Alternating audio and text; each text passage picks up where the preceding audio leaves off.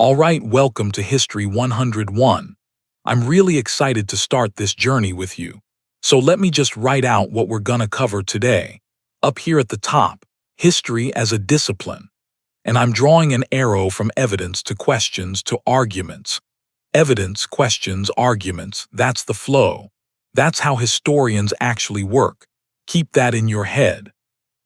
Now, before we go anywhere, let me set up our learning goals. I'm putting these in a box here because I want you to come back to this at the end and check. Did we actually cover these? Okay. First goal, understanding what history means as an academic practice. And notice I'm putting not just the past in parentheses here, because that's a common mistake, right? People think history equals the past. It doesn't. We're gonna break that down. Second goal, how evidence becomes a claim. This is huge. You find a document, you find an artifact, cool. But how does that turn into an actual historical argument? And here's the kicker. Why can two historians look at the exact same evidence and come to completely different conclusions? That's not a bug in the system. That's actually how it's supposed to work. We'll see why. Third goal, I'm gonna give you a simple workflow. Like a mental checklist you can use for any historical topic you ever study. Whether it's ancient Rome, World War II, or some random thing you read online, same framework applies. So that's our roadmap for today. About 10 to 12 minutes, and by the end, you'll have a completely different way of thinking about history. Not as a bunch of facts to memorize, but as a skill, a method. Something you actually do. All right, let's dive in. Okay, so first big concept. I'm drawing two boxes here side by side. On the left, I'm writing the past. On the right, history. And right in the middle, see this. A big not equals sign. These are not the same thing. And honestly, this distinction right here is probably the most important thing you'll learn in this entire course. So let's break it down. What is the past? Well, I'm gonna write three words under this box. Infinite, gone, cannot be replayed. Think about it, the past is literally everything that ever happened. Every moment, every conversation, every single breath taken by every human being who ever lived. That's a lot, right? It's infinite. And here's the hard part, it's gone. Completely, permanently gone. You cannot go back. You cannot observe it. You cannot hit rewind. The past is not a movie we can watch again. It happened, and now all we have are traces. Now over here on the right, history. Different thing. I'm writing, selective, argued, revisable. History is not the past itself. History is our reconstruction of the past using evidence and methods. See this arrow I'm drawing between the two boxes? That's the key. We take those traces, those fragments left behind, and we use methods to build an interpretation. And notice these three words. Selective, we can't cover everything, so historians choose what matters. Argued, historians don't just describe, they defend their interpretation with evidence and logic. And revisable, when new evidence shows up, we update our understanding. That's not a weakness. That's how good scholarship works. So here's why this matters. When someone says history proves that, be careful. What they really mean is based on current evidence. Historians argue that. It's not absolute truth. It's a reasoned reconstruction. And keeping that in mind will make you a much better critical thinker. All right, so we've got the foundation. Past versus history. Now let's look at how historians actually do their work.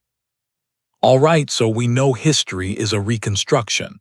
But how do historians actually build that reconstruction? What's the process? Let me draw this out for you.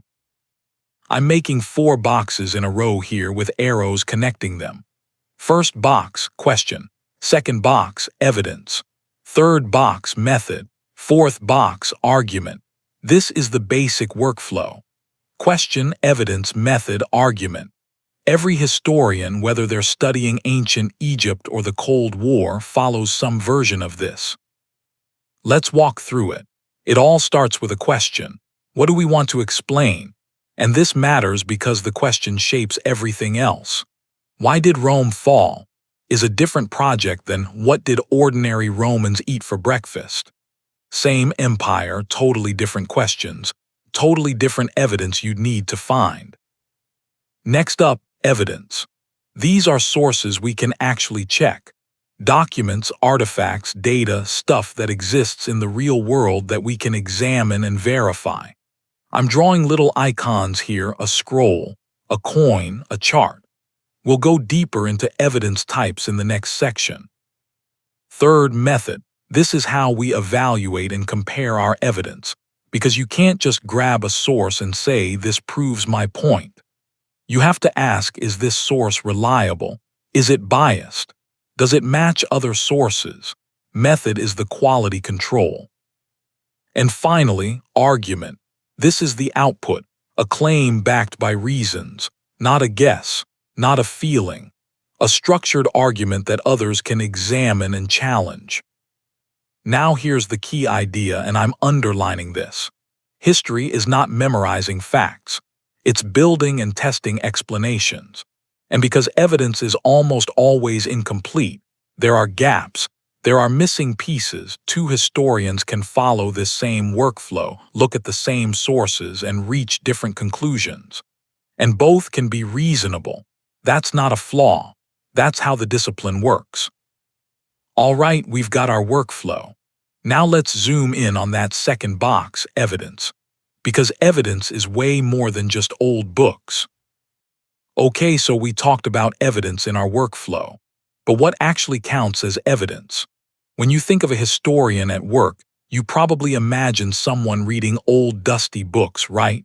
Letters, diaries, official documents. And yeah, that's part of it. But evidence is so much bigger than that. Let me draw this out. I'm making 4 boxes here, 2 on top, 2 on bottom. Top left, textual, top right, material. Bottom left, quantitative. Bottom right, oral and memory. These are our 4 main categories. Let's start with textual evidence. This is the classic stuff. Letters, laws, chronicles, newspapers, diaries. Written words from people in the past. Super valuable because they often tell us directly what people were thinking. But here's the thing, not everyone in history could write. And not everything got written down. So if we only use texts, we're missing huge chunks of human experience. That's where material evidence comes in. I'm drawing some icons here, a building, a tool, a coin, a piece of art. Archaeologists love this stuff. Physical objects that survive. A Roman road tells us about engineering and trade routes. A medieval tool tells us about daily labor. A coin tells us about economy and political messaging. Objects don't lie the same way people sometimes do in their writings. Now bottom left, quantitative evidence. Numbers, tax registers, price records, population data, trade statistics. This stuff is gold for seeing big patterns. One diary gives you one person's experience. A tax register gives you an entire region's economic reality. And finally, oral and memory sources. Interviews, testimonies, traditions passed down through generations. This is especially crucial for communities that didn't leave written records. Indigenous histories, family stories, survivor testimonies. These are real evidence too. And here's the takeaway. I'm drawing a little triangle connecting all 4. The best historical explanations don't rely on just one type. They weave multiple threads together. Text plus material plus numbers plus oral traditions. That's how you build a strong case. Now, within evidence, there's a famous distinction we need to cover. Primary versus secondary sources. Let's get into that. All right, you've probably heard these terms before. Primary sources, secondary sources. Maybe a teacher mentioned them at some point. But let's make sure we really understand what they mean, because there's a trap here that catches a lot of people. Let me draw a line down the middle of our space. Left side, primary. Right side, secondary. Primary source. I'm writing the definition here. A trace from the time, created by participants or observers. So if you're studying World War II, a primary source would be a soldier's letter written from the front, a photograph taken during a battle, a government memo from 1943, a ration card. These things were created during the event by people who were there. They're direct traces of that moment in time. Secondary source. Different thing. A later interpretation built from primary sources. So a history textbook about World War II, that's secondary. A documentary made in 2020 about events from 1944, secondary. A biography of Churchill written 50 years after his death, secondary. These are valuable because they synthesize, analyze, and provide context. But they're one step removed from the original events. Now here's the trap, and I'm putting this in big letters because it's so important. Primary does not automatically mean true. Let me say that again. Primary does not equal true. Why? Think about it. People lie. People misunderstand. People exaggerate. People forget. A soldier writing home might downplay the danger so his family won't worry. A politician's diary might conveniently leave out embarrassing decisions. A newspaper from 1850 might be full of propaganda and bias. So what do? We evaluate, we compare. We don't just find a primary source and say case closed. We ask questions. Who made this? Why? What might they have gotten wrong? And we check it against other evidence. That's exactly what we'll cover next. How to actually criticize and evaluate our sources. Okay, so we just said primary sources aren't automatically true. We need to evaluate them. But how? What questions do we actually ask? Let me show you the framework historians use. It comes down to two basic checks. I'm drawing two columns here. Left side, external criticism. Right side, internal criticism. These are your two filters. Every source goes through both. Let's start with external criticism. I'm writing one word underneath, authenticity. This is about the object itself. Is it genuine? Is it real? Is it actually what it claims to be? Here are the questions you ask. Is it genuine? Who made it? When was it made? And this is a big one. Is it altered or forged? Because forgeries exist. People have fake documents for money, for political reasons, for all kinds of motivations. So before you even look at what a source says, you need to establish that the source itself is real. I'm writing the output here. We trust the object is real. That's what external criticism gives you. Confidence that you're dealing with an authentic artifact. Now right side, internal criticism, different question. I'm writing credibility. Okay, so the document is real. But can we trust what it says? That's internal criticism. Here are the questions. What is the author trying to do? What's their purpose, their agenda? Next, what can they actually know? Were they in a position to witness what they're describing? And finally, what incentives or biases exist? Is there a reason they might exaggerate or leave things out or spin the story a certain way? The output here, we trust some of the content. Notice I'm writing some, because even a credible source might have parts that are reliable and parts that aren't. You're always weighing, always judging. So external asks, is the object real? Internal asks, is the content reliable? You need both checks. Together, they give you source criticism, the foundation of good historical work. Now what happens when you've evaluated your sources? How do you build a really strong case? That's next, corroboration. All right, so you've found a source. You've checked it, external criticism, internal criticism. It seems legit, great. But here's the thing. One source is just a clue. I'm writing that down in big letters. One source equals a clue, that's it. It's a starting point, not a conclusion. Let me give you an example. Say you find a letter from a medieval merchant complaining about high taxes. Interesting, right? But what does it prove? Maybe taxes really were high. Or maybe this guy just liked to complain. Or maybe he was trying to get sympathy from whoever he was writing to. One letter, many possible explanations. So what's the move? Corroboration. I'm writing it here. Multiple independent sources pointing in the same direction equals a stronger case. That's the power move in historical research. I'm drawing a triangle now. At the top, text. Bottom left, material. Bottom right, numbers. These three corners represent different types of evidence, and the magic happens when they all converge. Let's say you're investigating whether taxes were actually high in this medieval region. You've got your merchant's letter, that's text. Now you find tax records from the local lord showing increased rates, that's numbers, quantitative evidence. And then archaeologists discover that houses from this period got smaller and had fewer luxury goods. That's material evidence suggesting people had less money. See what's happening?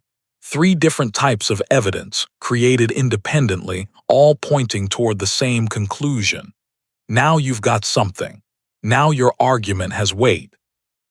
I'm underlining this at the bottom. Best explanations connect these, not just one. Historians don't look for one perfect smoking gun document. They look for patterns across multiple sources. Text confirms material. Material confirms numbers. Numbers confirm text. That web of corroboration is what separates a guess from a solid historical argument. Okay, enough theory. Let's actually apply everything we've learned to a real case. Ever heard that the pyramids were built by slaves? Let's test that claim. Okay, time to put our skills to work. We've learned about evidence types, source criticism, corroboration. Now let's use all of that on a real historical question. And I picked a fun one. I'm writing the claim up here. The Great Pyramid was built by enslaved people. You've probably heard this before, right? It's everywhere. Movies, TV shows, random internet posts. It sounds dramatic. Massive monument, thousands of slaves toiling under the whip. Makes for a good story. But is it true?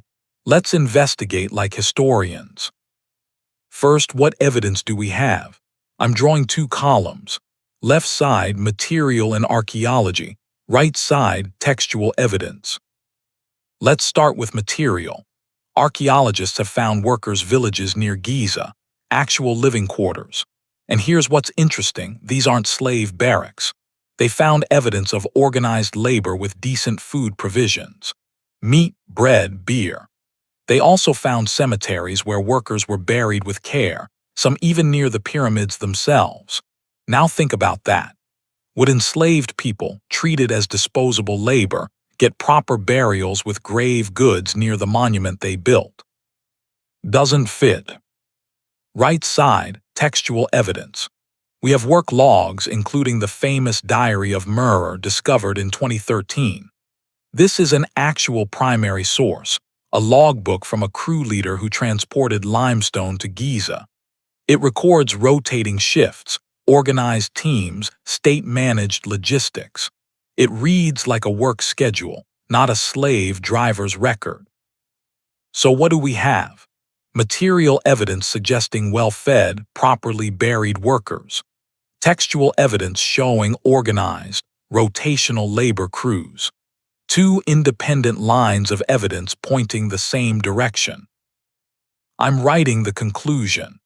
The pyramid builders were likely conscripted or seasonal laborers, not slaves in the way popular culture imagines. Maybe something like a labor tax or a national service obligation. And here's the lesson. I'm underlining it. Strong claims need multiple lines of evidence. One dramatic quote, one Hollywood movie, that's not enough. Corroboration is how we separate myth from history. All right, we've seen how evidence builds a case. But what exactly is a historical argument? Let's define it properly. Okay, we keep using this word argument. Build an argument, make an argument. But what does that actually mean in a historical context? Because it's not what you might think. It's not two people yelling at each other. It's something much more structured. Let me break it down. I'm drawing 3 stacked boxes here. Top box, claim, middle box, evidence. Bottom box, reasoning. These 3 components together make a historical argument. Let's start at the top. Claim, I'm writing the definition. A clear statement you're defending, not a vibe, not a feeling, not I think maybe something happened. A specific, testable assertion, something like, the Roman economy declined partly due to over-reliance on slave labor. That's a claim, it's clear, it's specific. Someone could disagree with it. That's what makes it a real claim. Middle box, evidence. These are specific sources you can point to. Documents, artifacts, data, things that exist in the world that others can check. Not everybody knows or I read somewhere once. Actual sources with actual locations. If you can't show your evidence, you don't have an argument. You have an opinion. Now the bottom box, and this one's crucial. Reasoning. This is the glue. This is where you explain why your evidence actually supports your claim. And I'm adding this, what alternatives fail. Because it's not enough to say, here's my evidence, I'm right. You have to show the logical connection. Why does this document support this conclusion? Why doesn't the evidence fit other explanations better? Let me put this together with an example. Claim. Pyramid workers were not slaves. Evidence. Workers' village with quality food remains. Proper burials near the site. Diary of Murrer showing organized rotational crews. Reasoning. Enslaved populations typically don't receive quality provisions and honorable burials, and administrative logs suggest state organization rather than forced servitude. See how it works? Claim, evidence, reasoning. That's the structure. Every time you read or write history, this is the skeleton underneath. Now, what happens when people skip these steps? Let's look at some common mistakes, especially the ones you'll find all over the internet. Alright, so we've learned the right way to do history. Question, evidence, method, argument, source, criticism, corroboration. Good stuff. But now let's talk about what goes wrong. Because there's a lot of bad history out there, especially online. And once you learn to spot these mistakes, you'll see them everywhere. I'm making a list here. 5 common pitfalls. First one, cherry picking. I'm drawing a cherry because why not? This is when someone grabs one quote, one document, one piece of evidence and treats it like the whole story. They ignore everything that contradicts their point. You see this constantly. Someone finds one letter from one person saying one thing and suddenly that's proof of a massive historical claim. Nope. That's cherry picking. One source is a clue, remember, not a conclusion. Second, anachronism. Big word, simple idea.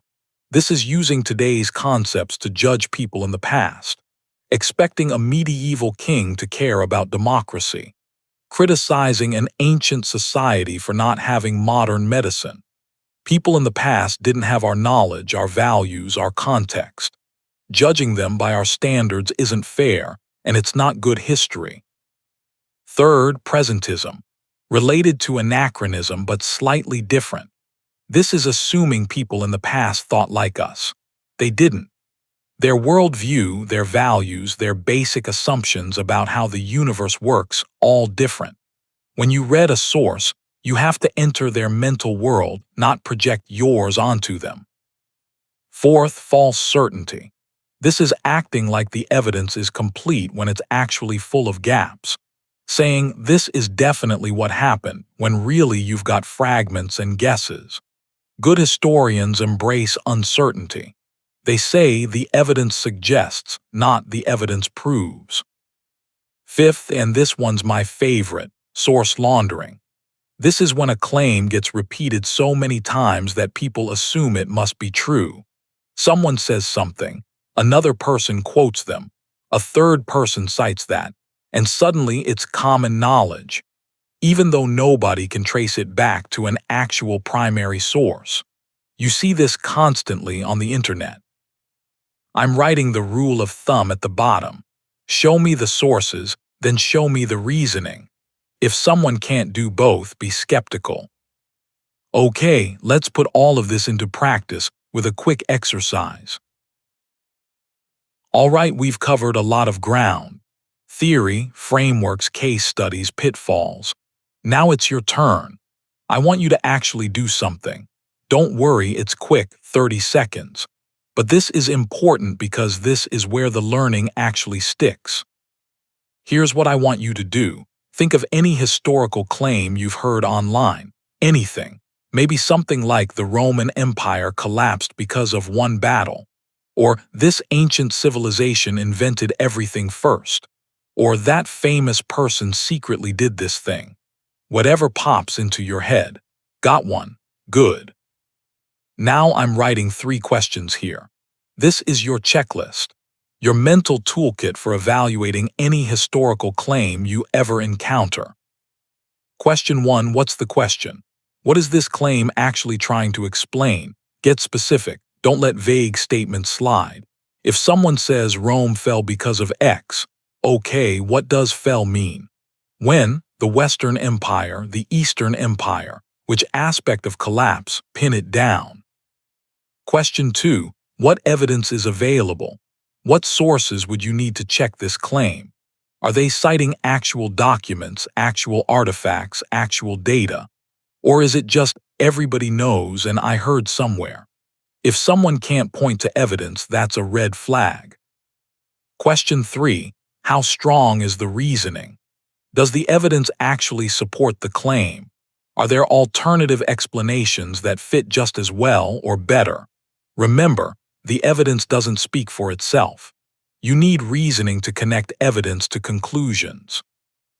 I'm putting these in a box here. Your 3-step checklist. What's the question? What's the evidence? How strong is the reasoning? Memorize this. Tattoo it on your brain. Every time you hear a historical claim on YouTube, on social media, in a documentary, wherever, run this check. This right here is what separates passive consumers of history from active critical thinkers. And now, you've got the toolkit. Okay, let's wrap this all up and see where we go from here. All right, we made it. Let's bring this all together. Remember, at the very beginning, I put up 3 learning goals. Let's check them off and see what we've accomplished. First goal was understanding what history means as an academic practice. And we nailed that. History is not just the past. The past is infinite, gone, unreplayable. History is a reconstruction, selective, argued, revisable. We build it from evidence using methods. That distinction alone puts you ahead of most people who have never thought about it. Second goal was understanding how evidence becomes a claim and why historians can disagree. We covered this in depth. Evidence comes in multiple types: textual, material, quantitative, oral. Primary sources are powerful but not automatically true. We evaluate them with external and internal criticism. We strengthen our case through corroboration, multiple independent sources pointing the same direction. And we structure our arguments with claim, evidence, and reasoning. 2 historians can look at the same evidence and disagree because evidence requires interpretation. Gaps exist. Judgment calls happen. That's not a bug, that's the discipline working as intended. Third goal was giving you a simple workflow. And you've got it now. Question, evidence, method, argument, plus your 3-step checklist. What's the question? What's the evidence? How strong is the reasoning? You can apply this to any historical topic you ever encounter. Now, I'm putting some suggested readings in a box here for those who want to go deeper. The American Historical Association has 2 great beginner guides, Understanding Primary Sources and A Brief Guide to the Sources. Also check out UConn's overview on internal versus external criticism. Links in the description. So here's where we are. You came into this episode thinking history was about memorizing facts. You're leaving with a completely different understanding. History is a method, a skill, a way of thinking critically about the world. And that skill, it doesn't just apply to ancient Rome or medieval Europe. It applies to news articles, social media posts, political debates, anything that makes claims about what happened and why. That's the power of thinking like a historian. Thanks for watching. I'll see you in the next episode.